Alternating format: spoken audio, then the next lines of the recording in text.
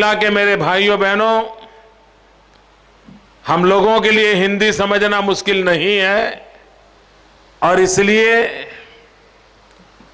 जो बात मैं आप तक पहुंचाना चाहता हूं वो जरूर पहुंचेगी, ऐसा मेरा विश्वास है।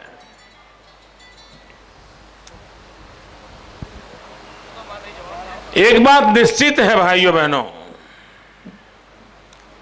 कि आज पूरे हिंदुस्तान में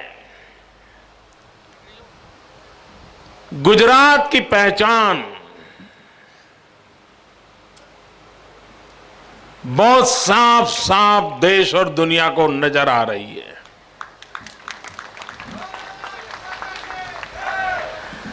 देश और दुनिया को कोई दुविधा नहीं है।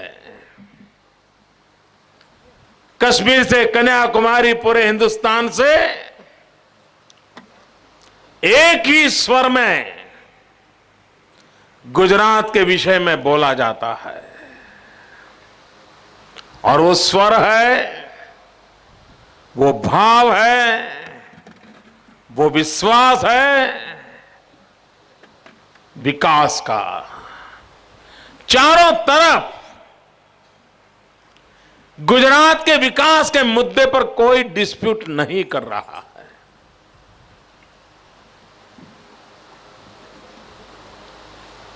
और गुजरात ने भी विकास के मुद्दे पर जितनी बातें धरती पर खरी उतरी हैं, उतनी ही बातों का दावा किया है।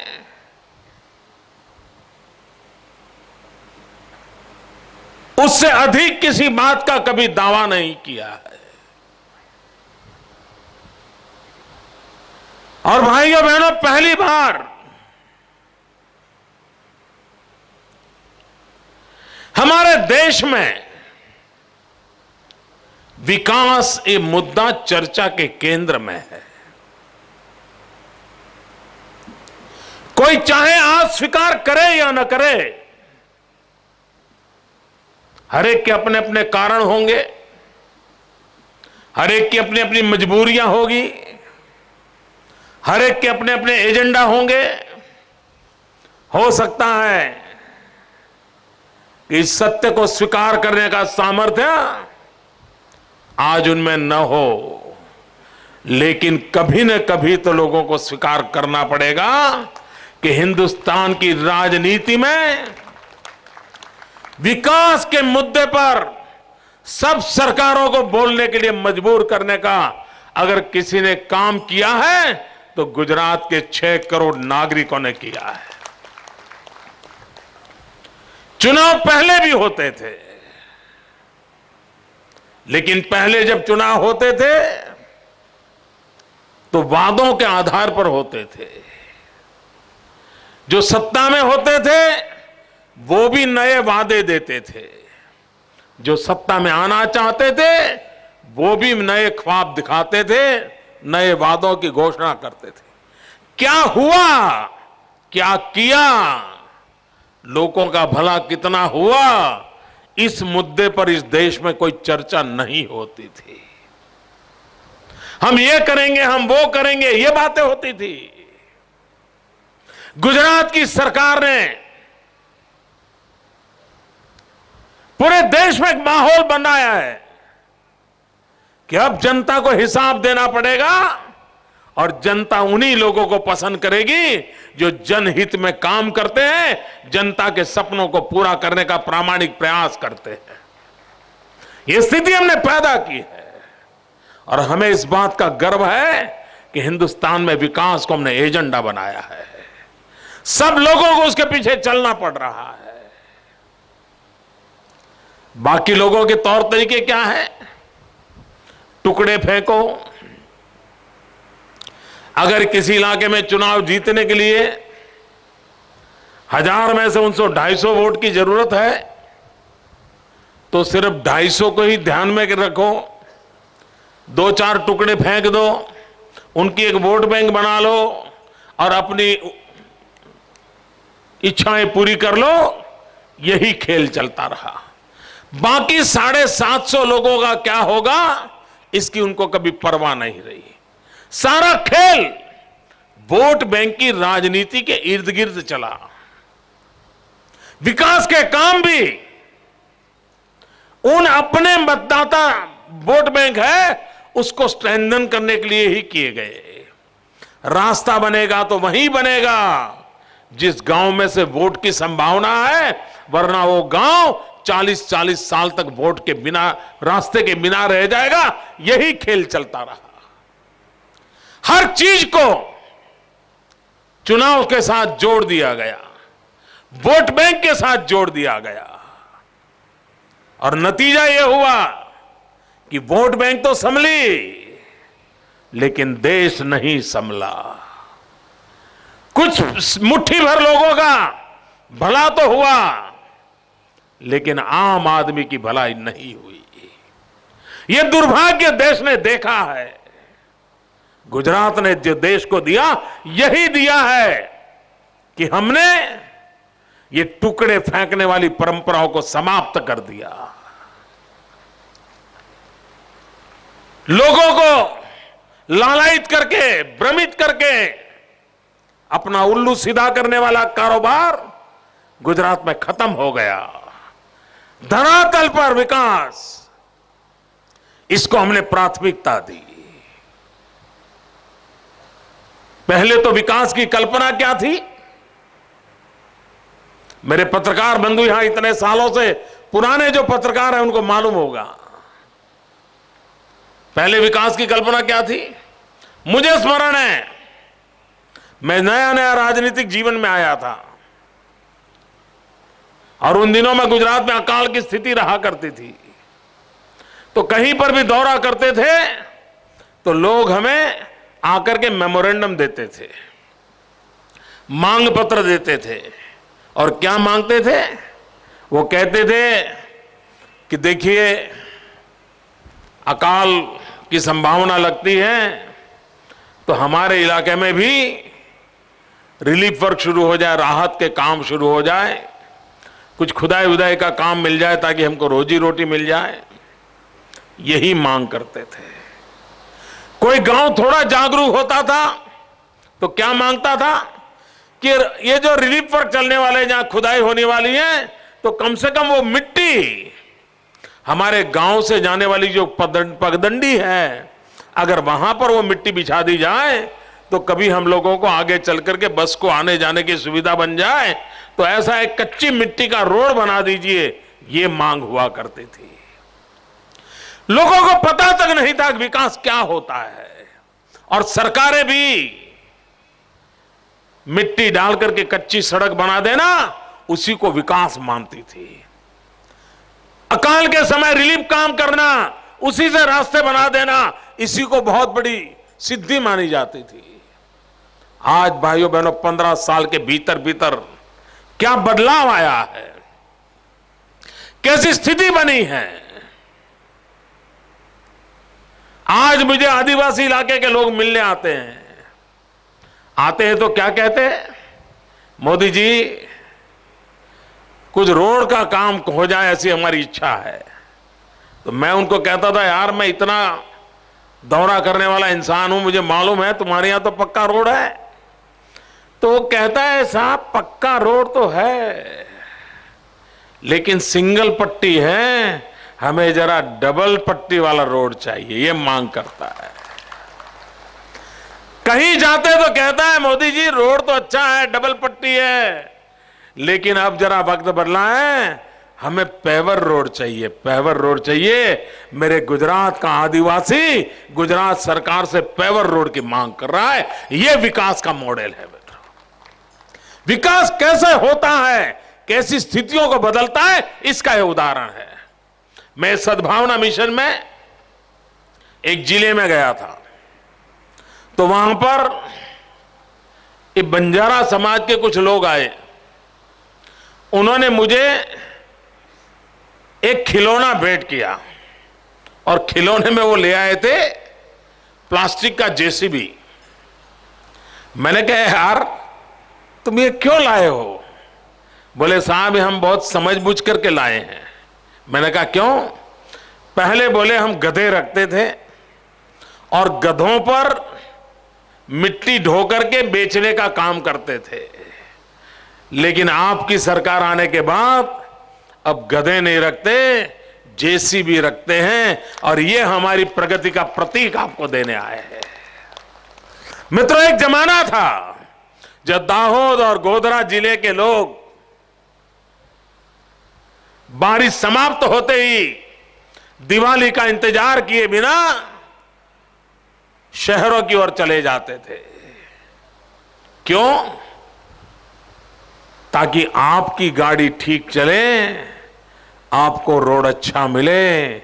इसलिए मेरा आदिवासी भाई 40-42 डिग्री टेम्परेचर में धूप में खड़ा रह करके डामर का, टार रोड का काम करके रास्ते बनाने के लिए मजदूरी करता था, और शहर के बाबू लोग उस पर अपनी गाड़ियां चलाते थे। वो सबको मालूम है।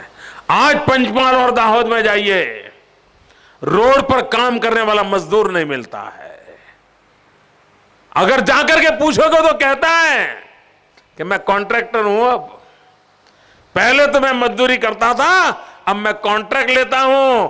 आप मुझे अगर कॉन्ट्रैक्ट लेने वाले हो तो मैं आने को तैयार हूं। वो मजदूरी करने वाले दिन चले गए। विकास का मॉडल क्या होता है ये हमने सिद्ध करके दिया है। एक जमाना था जब कोई पानी मांगता था, भाइयों बहनों, गुजरात में पानी मांगो यानी क्या, टैंकर भेजने की व्यवस्था होती थी। पानी की आम आदमी मांग करे, हर साल मांग करे। जनवरी फरवरी आया नहीं कि पानी की किल्लत शुरू नहीं हुई, और तुरंत सारे सरकारी बाबू और पॉलिटिकल लीडर तय कर ले कि टैंकर देने का काम शुरू करो। भाई भतीजे टैंकर खरीद ले, बैंकों से लोन लेकर के, सरकार से उनको काम मिल जाए। आधा पानी आए, आधे टैंकर आए, पूरे पानी का बिल, पूरी सब टैंकर का बिल, यही कारोबार चलता था। जब मैं गुजरात की धरती पर ये दायित्व आप लोगों ने मुझे दिया, तब गुजरात में 4000 से अधिक गांव ऐसे थे कि जहां टैंकर से पानी दिया जाता था।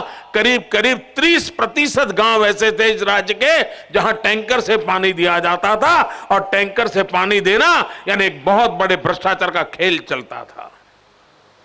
और वो इसी में आनंद मानते थे कि हफ्ते में 2 दिन टैंकर आ गया, लोगों को कहते देखिए सरकार कितना काम करती है। उनका विकास का मॉडल ये था। कोई ज्यादा जागरूक गांव है, पानी की मांग करता था, तो क्या करते थे, हैंडपंप। उनकी सोच लंबे से लंबी कितनी थी, हैंडपंप। पानी देना इन्हें क्या करना, हैंडपंप लगाना। उनको हैंडपंप से आगे पानी की कोई व्यवस्था हो सकती है, ये विकास का कोई नक्शा उनके दिमाग में नहीं था। कभी सोचा तक नहीं था उन्होंने कि लोगों को पीने का पानी कैसे मिले। हैंडपंप, और वो भी कैसी हालत कि उसका अगर वाइसर खराब हो गया तो 1 हफ्ते के भीतर फिर हैंडपंप बंद हो जाए, और फिर वाइसर आने का रिपेयरिंग में 2 साल लग जाते थे, और लोग वो खंभा देखते रहते थे घर के बाहर। वो एक स्मारक होता था, उनके गवर्नेंस का स्मारक हुआ करता था। यह विकास का मॉडल था। भाइयों बहनों, आज पाइपलाइन से पानी पहुंचाने का हमने प्रबंध किया। गुजरात के सभी गांवों में पानी पहुंचाया, और पाइपलाइन कितनी बड़ी डाली है मालूम है? आप मारुति कार लेकर के उस पाइपलाइन के अंदर गाड़ी चला सकते हो। इतनी साइज की पाइपलाइन डाल करके आज गुजरात के गांवों में पानी पहुंचाया है। आपको जानकर के हैरानी होगी, मुझे मालूम नहीं है 10 साल पहले मेरे मीडिया के मित्रों ने रिपोर्ट लिखी है कि नहीं लिखी है। 2001 में ये हमारे ट्राइबल बेल्ट में, उमर गांव से अंबाजी, ट्राइबल बेल्ट में आदिवासियों के घरों में सिर्फ 4% गांव ऐसे थे, घर ऐसे थे, ट्राइबल बेल्ट के 4% घर ऐसे थे, यानी किसी गांव में 100 घर है तो 4 घर ऐसे थे कि जहां पर नलके से पानी आता था। भाइयों बहनों, पिछले 10 साल में हमने मेहनत की। 50 साल की जो बुराइयों को मिटाते मिटाते आज करीब करीब 75% हम पहुंच गए हैं और हम आने वाले दिनों में 100% आदिवासी के घर में नलके से पानी देने में सफल हो जाएंगे। मित्रों, ये हैंडपंप इसी को विकास मानने वाले लोग, ये देश अब ऐसी बातों से भ्रमित होने वाला नहीं है। हमने विकास को नई ऊंचाइयों पर ले गए। मित्रों, एक जमाना था अंकलेश्वर, वापी, वलसाड़, वहां कुछ कारखाने लग गए थे और ये सीना तान करके घूम रहे थे, golden corridor, golden corridor, golden corridor. यानी एक 40-50 किलोमीटर रास्ते के दो तरफ कुछ कारखाने लग गए, उस गोल्डन कॉरिडोर यानी गुजरात का विकास हो गया, उसी पर नाच रहे थे। क्या एक 40-50 किलोमीटर का कॉरिडोर में अगर उद्योग आ गए तो गुजरात औद्योगिक राज्य हो गया? आज मित्रों, गुजरात के किसी भी जिले में चले जाइए, हर जिले में कोई न कोई उद्योग हम लाए हैं।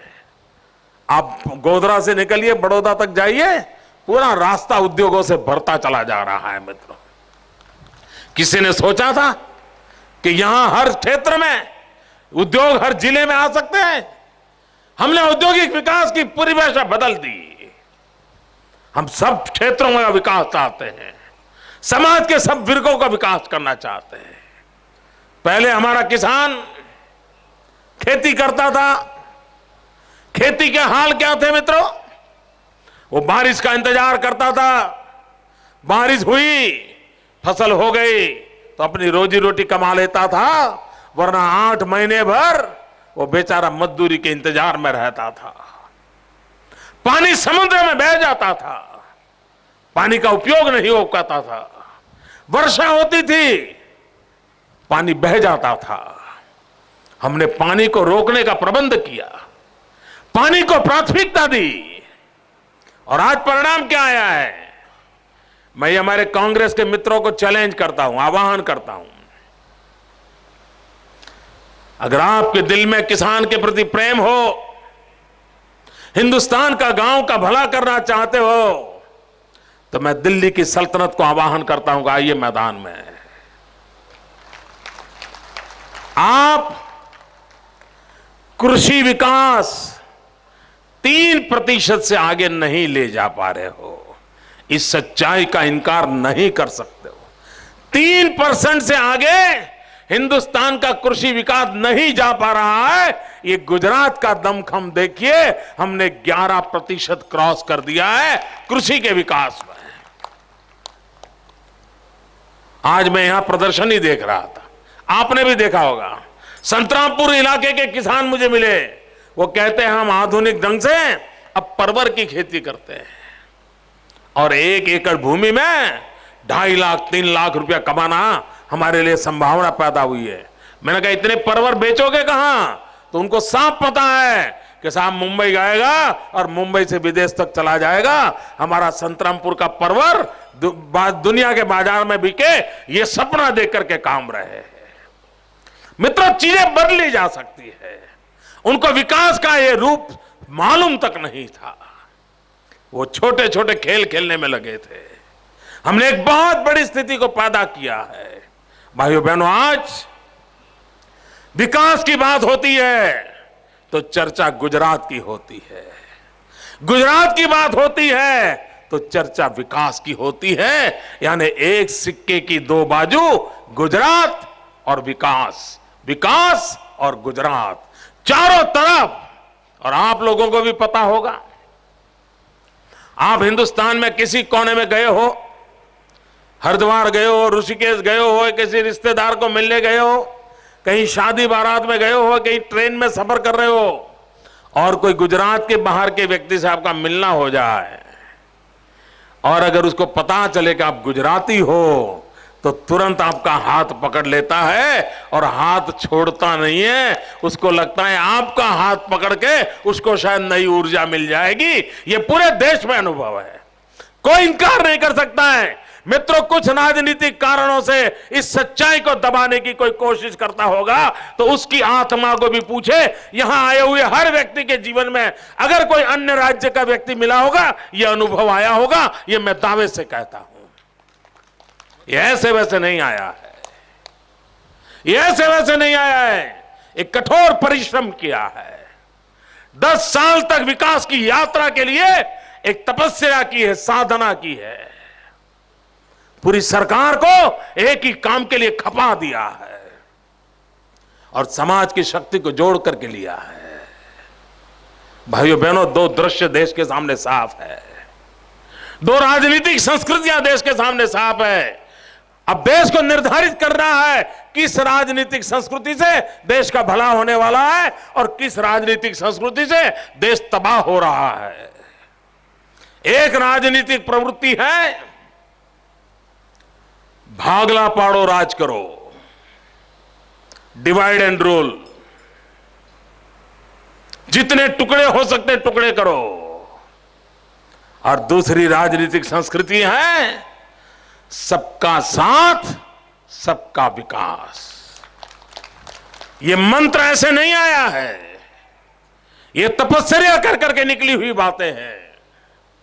और इसलिए वोट बैंक की राजनीति ने देश को तबाह किया है, देश को बर्बाद किया है। शांति, एकता और भाईचारा की क्या ताकत होती है, ये गुजरात ने दुनिया को दिखा दिया है। भाइयों बहनों, आज जो विकास की नई ऊंचाइयों को हमने पार किया है, उन विकास की ऊंचाइयों के संबंध में क्या कारण रहे हैं, लोग अलग अलग तरीके से उसका मूल्यांकन करते हैं। किसी को लगता है कि मुख्यमंत्री अच्छे आए हैं इसलिए विकास हो रहा है, किसी को लगता है कि सरकार अच्छी आई है इसलिए विकास हो रहा है, किसी को लगता है कि सरकारी मशीनरी काम करने लगी हैं इसलिए विकास हो रहा है, किसी को लगता है कि हमारा डीडीओ अच्छा है इसलिए काम अच्छे हो रहे हैं, किसी को लगता है हमारा टीडीओ अच्छा है इसलिए काम हो रहा है, किसी को लगता है हमारा ग्राम सेवक अच्छा है इसलिए विकास हो रहा है। हर एक लोगों को अलग अलग कारण दिखते हैं, जिसको जो अनुभव है वो कारण नजर आता है। लेकिन भाइयों बहनों, मैं जहां बैठा हूं वहां से मुझे कुछ और भी दिखता है, मुझे देखने का अवसर ज्यादा मिलता है। और इसलिए गुजरात ने आज जो विकास प्राप्त किया है, गुजरात ने विकास की ऊंचाइयों को प्राप्त किया है, उसका अगर श्रेय किसी को जाता है, उसका यश किसी को जाता है तो मेरे 6 करोड़ गुजराती भाइयों बहनों को जाता है। ये आपके कारण हुआ है, ये आपकी बदौलत हुआ है। वो कौन सी ताकत है जिसके कारण हुआ है? लोग कहेंगे कि 6 करोड़ नहीं तो 5 करोड़ तो पहले थे ही थे, तो पहले क्यों नहीं हुआ? आपका सवाल वाजिब है। पहले क्यों नहीं हुआ? क्योंकि पहले क्या होता था, आए दिन एक जाति दूसरी जाति के साथ भिड़ती थी, कोई खाम पॉलिटिक्स लाता था और दूसरे समाज को मारने पीटने की आह्वान करता था, कोई दूसरी राजनीति लाता था, तीसरे समाज को मारने की कोशिश करता था। आदिवासियों में भी ये फलाना आदिवासी है, ये ढिकना आदिवासी है, उनके बीच भी लड़ाई करवा देना, एक जाति को दूसरी जाति के खिलाफ लड़ा देना। किसान अगर फसल पैदा कर करके खेत में रख के आया है, फसल काटने का नौबत आई हो और किसी दूसरी जाति के लोगों को गुस्सा आया तो रात में जाकर के आग लगा देते थे। कभी फसल काट करके खेत में रखी है, दूसरे दिन बाजार में बेचने का समय है, उसके पहले ही कोई आकर के चोरी करके ले जाता था। जाति जाति के झगड़े हुआ करते थे, हर गांव जातियों में बटे पड़े थे और जातिवाद का जहर हमें बर्बाद कर रहा था। दूसरी तरफ कोमवाद का जहर, गुजरात यानी कौमी दंगे, 1736 से यही परंपरा चली थी। हर दूसरे साल जगन्नाथ जी की रथ यात्रा दंगे होते थे। मोहर्रम निकले, दंगा। गणेश विसर्जन हो, दंगा। पतंग चगा रहे हैं, दंगा। साइकिल लेके जा रहे हो, किसी को टकरा गई, दंगा। यानी दंगा करने के लिए अवसर खोजते थे हम लोग। ऐसे ही देश का हाल कर दिया था। और गुजरात में जब देखो कर्फ्यू लगा था, जब देखो कर्फ्यू। एक गोधरा का तो इतिहास है। 85 में इस गोधरा में 300 दिन तक कर्फ्यू रहा था, 300 दिन तक। ये ठीक है कि ज्यादातर समय एक 40-50 दिन छोड़ दें तो बाकी कर्फ्यू रात को रहा था, लेकिन 300 दिन कर्फ्यू ये छोटी बात नहीं है। 300 दिन तक कर्फ्यू रहा था इस शहर में। दंगे यही कारोबार था, मारना, पीटना, काटना, खून बहाना, किसी की ऑटो रिक्शा जला देना, किसी का पान का गल्ला जला देना, आए दिन अस्त्रे चलाना, यही चलता था। और मरता गरीब था, बर्बादी होती थी। और गुजरात में तो यह हालत थी कि बच्चा पैदा होता था, उसको मम्मी पापा बोलना नहीं आता था, इन कर्फ्यू क्या है वो उसको समझ आता था, वो कर्फ्यू बोलना जानता था। आज जो बच्चा 8-10 साल का हुआ है उसको पता तक नहीं है कर्फ्यू किस चिड़िया का नाम है। चला गया कर्फ्यू। वो एक जमाना था कि वो अपने अंकल को नहीं जानता था, अपने चाचा मामा को नहीं पहचानता, लेकिन बच्चा पुलिस अंकल को बराबर जानता था। क्योंकि सोसाइटी के बाद, चाल के बाहर, मोहल्ले के बाहर कोई न कोई पुलिस वाला डंडा लेके 12 महीना खड़ा रहता था, 12 महीना खड़ा रहता था। और बच्चे सब उसको पुलिस अंकल के रूप में जानते थे, अपने अंकल को नहीं जानते थे। ये दिन हमने देखे हैं। 10 साल हो गए मित्रों, ये सारी चीजें गुजरात से चली गई। और उसके कारण ये एकता, ये शांति, ये भाईचारा, इसका जो माहौल बना है, उसी ने विकास के लिए ताकत पैदा की है मित्रों। विकास के मूल के अंदर हमारी ये एकता, हमारी शांति, हमारा भाईचारा है। हम तो अनुभव करते हैं, कभी कभी घर में मां बढ़िया खाना पकाती है तो हम लोगों को आनंद आता है, लेकिन कभी पता नहीं होता है कि मां ने क्या क्या किया है, उसके कारण ये खाना पका है।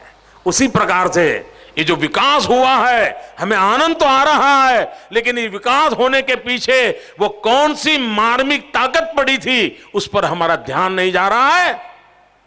मेरे इस सद्भावना उपवास के माध्यम से मैं आप ही को आपकी शक्ति का परिचय देने आया हूं। आपने जो करके दिखाया है उसको आप दुनिया को डंका की चोट पर बताएं, इसलिए मैंने उपवास का ये साधन हाथ में लिया है और ये तपस्या का रास्ता चुना है भाइयों।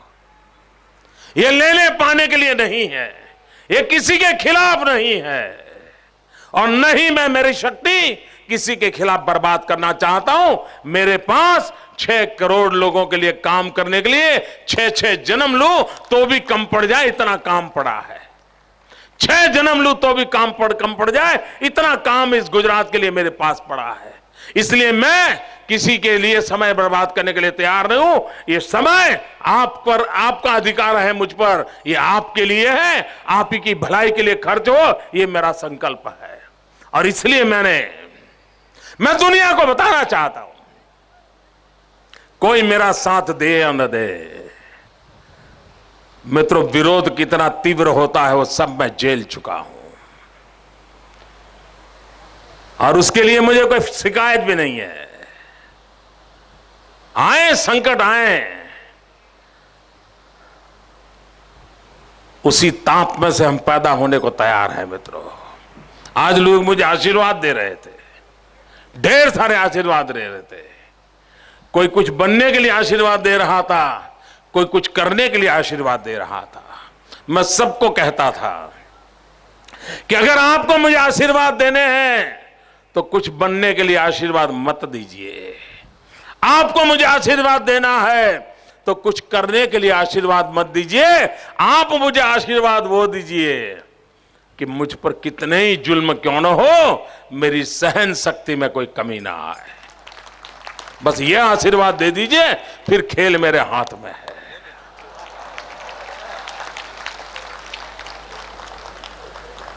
जुल्म जितना गहरा होता जाएगा, सहने की शक्ति उतनी ही बढ़ती जाएगी। भाई, मैं पवित्रता से निकला हुआ हूं, मैं इंसान, मैं ईश्वर को साक्षी रख करके काम करने वाला इंसान हूं, और इसलिए हर जुल्म को सहने का सामर्थ्य जनता के आशीर्वाद से मुझे मिला है। वो जुल्म को सहता रहूंगा, सच्चाई और ईमानदारी के साथ ये गुजरात की सेवा करता रहूंगा। मैं जानता हूं मित्रों, जिन्होंने 40-40, 50-50 साल तक सत्ता भोगी हो, जिनका दिल्ली के अंदर झंडा फहरता हो, उनके लिए गुजरात में हमारी सरकार होना कितना कष्टदायक होगा मैं जानता हूं। उनको कितनी तकलीफ होती होगी मैं जानता हूं। और वैसे भी छोटे बच्चे के हाथ में भी कोई खिलौना हो, आपकी इंडिपेंडेंस ले ली हो और आप उसको लिखना और इंडिपेंडेंस ले लो, तो बच्चा कितना तूफान मचा देता है घर में।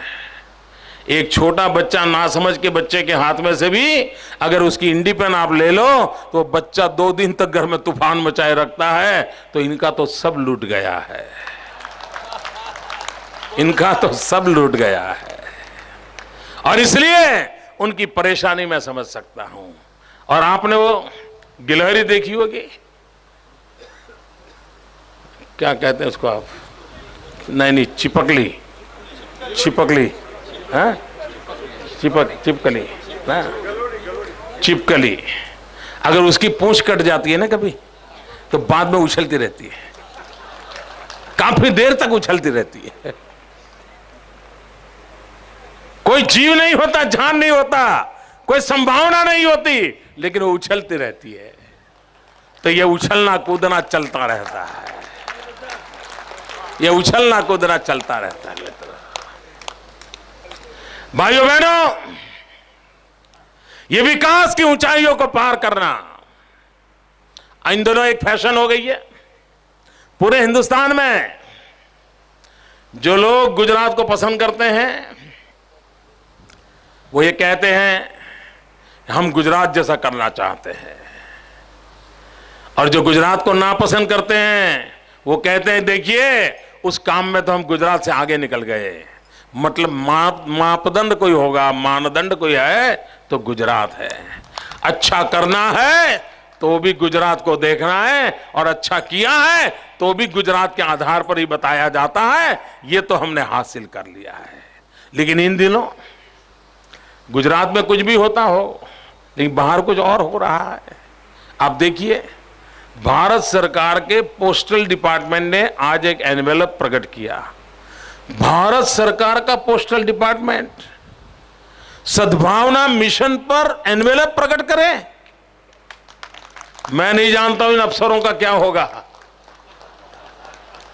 क्योंकि अभी एक आईटी का सम्मेलन हुआ था, ऑल इंडिया का कॉन्फ्रेंस थी, और उसमें दिल्ली सरकार के एक आईटी के अधिकारी उसमें आए थे।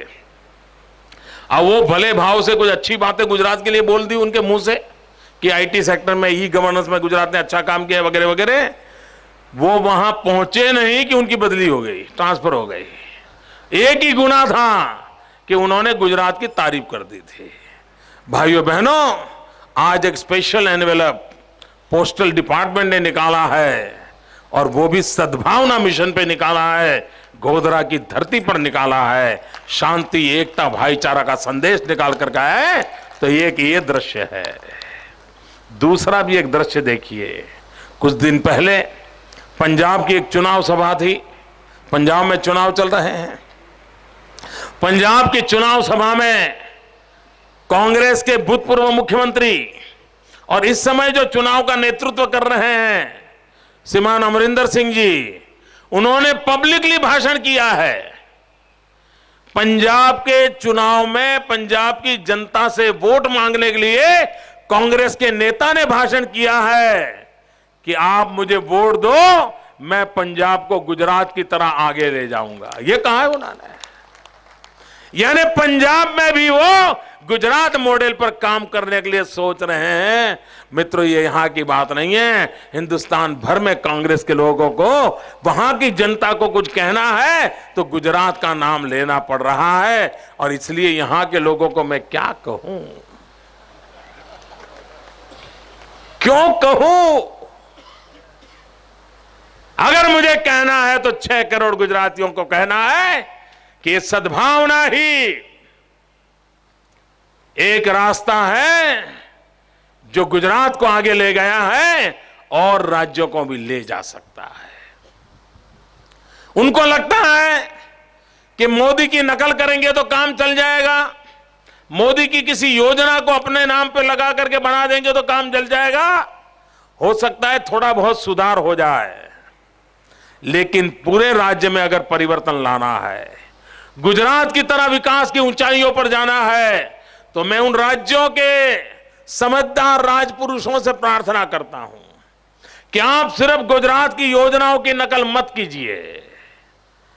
आप इस सफलता के पीछे गुजरात के 6 करोड़ नागरिकों की एकता, शांति और भाईचारे की ताकत है, उसको पहचानिए। जातिवाद के जहर से कैसे मुक्त गुजरात हुआ है, उसको पहचानिए। कौमवाद को कैसे दफना दिया है, उसको पहचानिए। और जब ये पहचान करके उसको आप अपने राज्य में लागू करोगे तो आपका राज्य गुजरात से भी आगे निकलने को तैयार हो सकता है। करना है तो ये करो। ये जड़ी बूटी है जो मैं देश के सामने बताना चाहता हूं, और इसलिए मैंने सद्भावना के ये उपवास का यज्ञ आरंभ किया है। भाइयों बहनों, मैं मीडिया का बहुत आभारी हूं कि आज आए हैं। कुछ भी दिखाएं, कुछ भी कहे, लेकिन दिखाना पड़ेगा, ये मैं वादे से कहता हूं।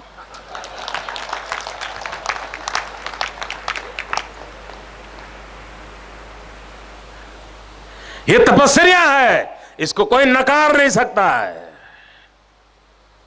भाइयों बहनों, इन दिनों डिक्शनरी के अंदर जितनी गालियां हैं, डिक्शनरी के बाहर जो गालियां हैं जो डिक्शनरी में नहीं छापी जा सकती, वो सारी की सारी मेरे लिए इस्तेमाल हो रही है।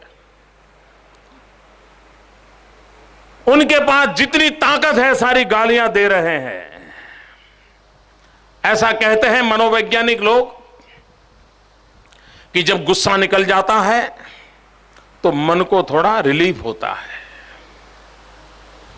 कुछ लोग अनाप शनाप गालियां बोल देते हैं तो उनके मन को भी रिलीफ होता है। तो मेरे कारण उन लोगों की जो गालियां आ रही है उसके कारण उनके मन को जो शांति मिल रही है, ये भी मेरी एक सद्भावना है। और मैं उनसे प्रार्थना करता हूं कि मुझे जितनी ज्यादा गालियां देने से आपको संतोष मिलता है, आप बिल्कुल बिना संकोच और देते रहना। आप जरूर देते रहना, क्योंकि आपका भला हो, आपका मन स्वस्थ हो, वो भी तो मेरे 6 करोड़ गुजरातियों के पैकी एक है। क्योंकि मैं सब 6 करोड़ गुजरातियों को सुखी देखना चाहता हूं। ये मेरी सद्भावना है उनके लिए। आइए भाइयों बहनों, और मैंने मेरे पहले भाषण में कहा था, मुझ पर जितने पत्थर गिरते हैं उन्हीं पत्थरों से मैं सीढ़ी बनाता हूं और गुजरात को उसी सीढ़ी पर, ऊंचाइयों पर ले जाता हूं। किसी की बुराई करके देश नहीं चलाया जा सकता है। और मैं कांग्रेस के मित्रों से आग्रह करता हूं, कुछ ऐसा भी तो करो। मीडिया के मित्र भी कभी उनको पूछने का साहस दिखाओ, अगर आप में कोई मौका मिल जाए तो उनसे पूछो कि भाई आप इतना सारा मोदी के पीछे पीछे जा रहे हो, तो तुम भारत सरकार की योजनाएं बताओ ना, अच्छा रहेगा। मोदी अपनी बता रहे हैं, तुम उनकी बताओ। नहीं बताते हैं कि चलो भाई हमने 50 किलोमीटर नेशनल हाईवे बनाया, ये हमने 10 पुलिया बना दिए, ये हमने 4 नए रेलवे ट्रैक डाल दिए, हमने 2 नए एयरपोर्ट बना दिए। कुछ तो बोलो यार। नहीं, कुछ किया हो तो बोले ना। उन्होंने एक वादा किया था, एक वादा, 100 दिन में महंगाई कम करेंगे। कहा था ना, जरा जोर से बोलिए। ये लोग दिल्ली में सरकार बनाने से पहले आपके पास आए थे, उन्होंने कहा था कि आप अगर उनको दिल्ली में सरकार बिठाएंगे तो 100 दिन में महंगाई कम करेंगे। कहा था? जोर से बोलिए, कहा था? महंगाई हटाने के लिए कहा था? महंगाई हटी? महंगाई बढ़ी? इसका तो जवाब दो यार। जवाब मांगते फिर रहे हैं। अरे ये तो जवाब दो। ये देश की जनता आपसे जवाब मांग रही है। गरीब के घर में चूल्हा नहीं जल रहा है। अभी प्रधानमंत्री जी ने पिछले हफ्ते एक दर्द व्यक्त किया, पीड़ा व्यक्त की। उन्होंने कहा कि जो न्यूट्रिशन के कारण, कुपोषण के कारण देश की जो स्थिति है, ये हमारे देश के लिए शर्मनाक बात है, ऐसा उन्होंने बयान दिया। अब वो प्रोफेसर होते और ये बयान देते तो समझ सकते थे, लेकिन आप प्रोफेसर नहीं हो, आप प्रधानमंत्री भी हो। आपको सिर्फ बयान देकर के छूटना नहीं चाहिए, आपको इसका जिम्मा लेकर के कहना चाहिए उपाय क्या है।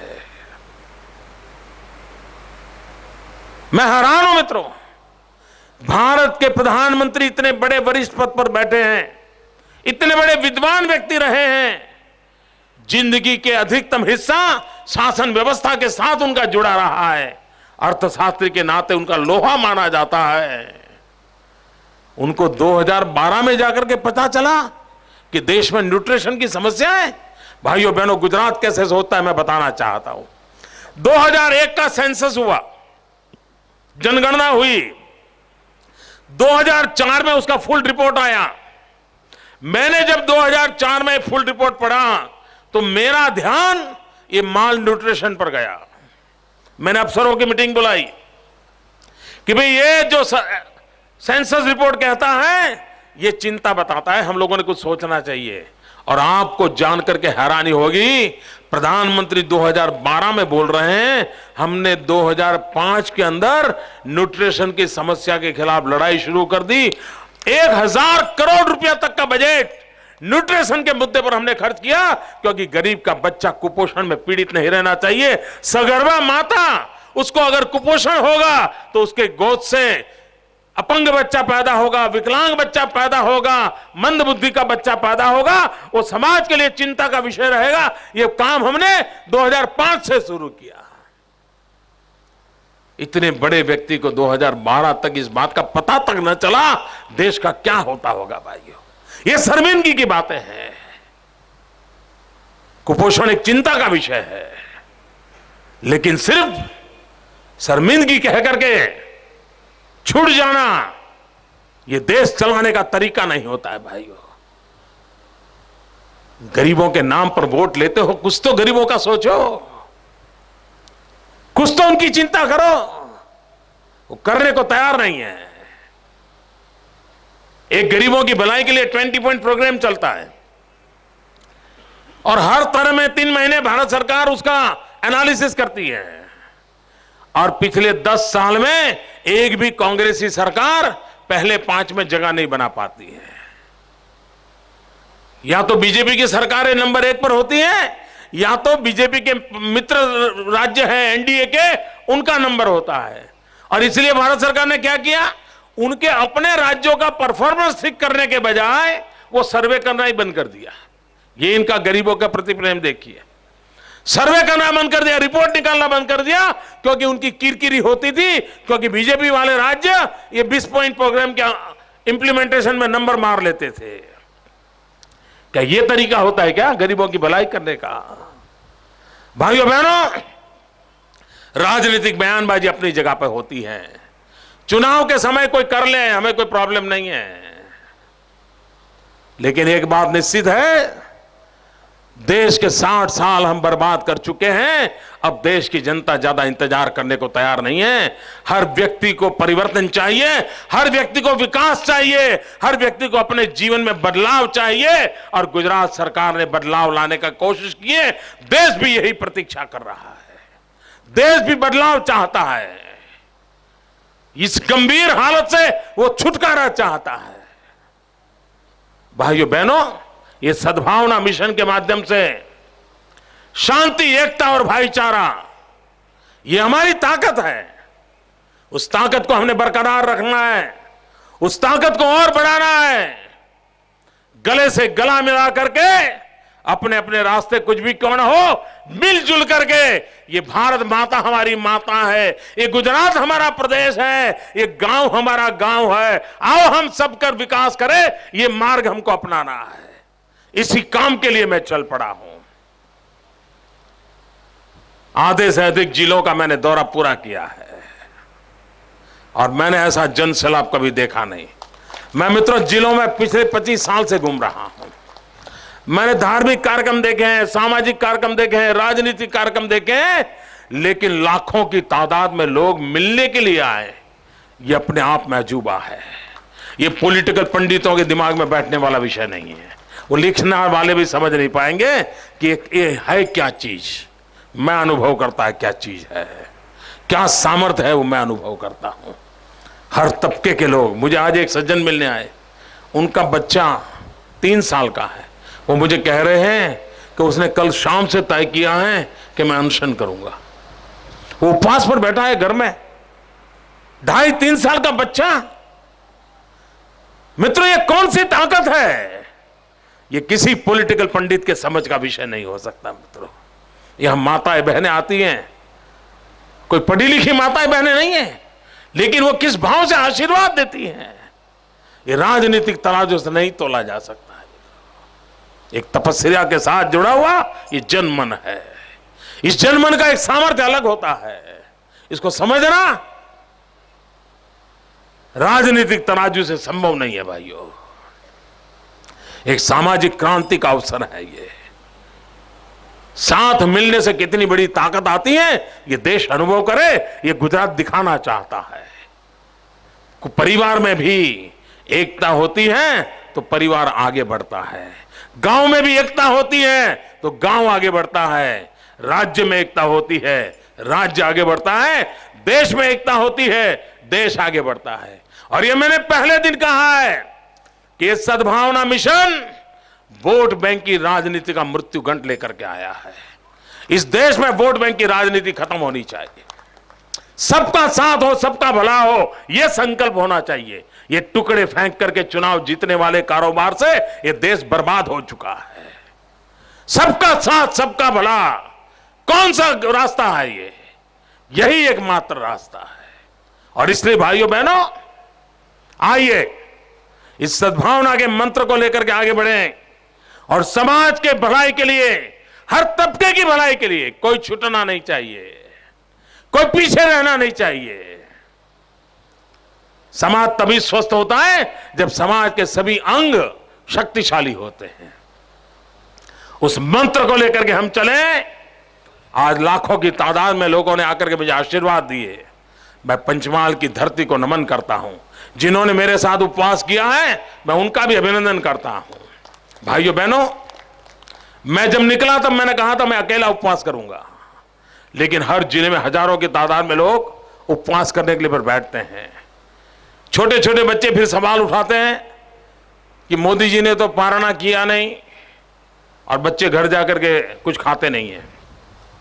2-3 जिले में मेरे बहुत बुरे अनुभव आए। मेरी आप सबसे प्रार्थना है, इस कार्यक्रम के समाप्ति के बाद आप अपने घर जाकर के जरूर अपने उपवास का समापन कीजिए। मेरा उपवास कल सुबह तक चलने वाला है, इसलिए मैं यहाँ वो विधि नहीं करता हूँ, और इसलिए मुझे आप क्षमा करें। लेकिन आपके परिवार में बच्चे इस उपवास में जुड़े हो, आप जुड़े हो, आप, मेरी प्रार्थना है कि आप घर जाकर के इस उपवास को का उपार्जन करिए और आप उसका अंत कर करके परिवार के साथ बैठ करके खाना खाइए। वो भी एक आशीर्वाद बनने वाले हैं। मैं फिर एक बार आप सबका बहुत बहुत आभारी हूं। एक बात मुझे कहनी है, एक बार और मुझे कहनी है कि जब मैं विकास की बात करता हूं और पंचमहाल जिले में आया हूं, तो पंचमहाल जिले में गत वर्ष हमने जो योजना की थी, उस योजना के तहत करीब 1100 करोड़ रुपयों के काम ऑलरेडी जिले में चल रहे हैं। मित्रों, एक जमाना था पूरी राज्य सरकार का इतना बजट नहीं हुआ करता था। आपके जिले में इसी एक वर्ष में 1100 करोड़ रुपयों के काम चल रहे हैं, प्रगति पर है। एक एक काम इंप्लीमेंटेशन होकर के पूरा होने की दिशा में आगे बढ़ रहा है। लेकिन आज जब मैं आया हूं तब उसके अलावा उसके अतिरिक्त 1490 करोड़ रुपए, करीब 1500 करोड़ रुपए ये पंचमहाल जिले के चरणों में समर्पित करता हूं। और इसी 2012 के वर्ष में उन पैसों का उपयोग आपके यहां विकास के लिए होगा, चाहे वो ग्रामीण विकास का काम हो, नगरीय विकास का काम हो, पानी की व्यवस्था हो, ड्रेनेज की व्यवस्था हो, हॉस्पिटल स्कूल के काम हो, पानी की व्यवस्थाओं को और सुदृढ़ करने के काम हो। इन सभी कामों के लिए करीब 1500 करोड़ रुपए यानी 1490 करोड़ रुपए, 1490 करोड़ रुपया आज गुजरात ने आज પંચમહાલ જિલ્લાના નાગરિકોના વિકાસ માટે આપું છું અને આ સદભાવના રૂપે આ વિકાસની યાત્રાને વધુ વેગથી આગળ વધાવીએ એ જ અપેક્ષા સાથે જય જય ગરવી ગુજરાત। મારી સાથે બોલીશું ભારત માતા की। पूरी ताकत से बोलिए भैया, 1500 करोड़ आए हैं। भारत माता की, भारत माता की, भारत माता की। जो मुलाकाती है मैं खड़ा रहूंगा, आप सबको नमस्ते करने के बाद जाऊंगा। बहुत बहुत धन्यवाद।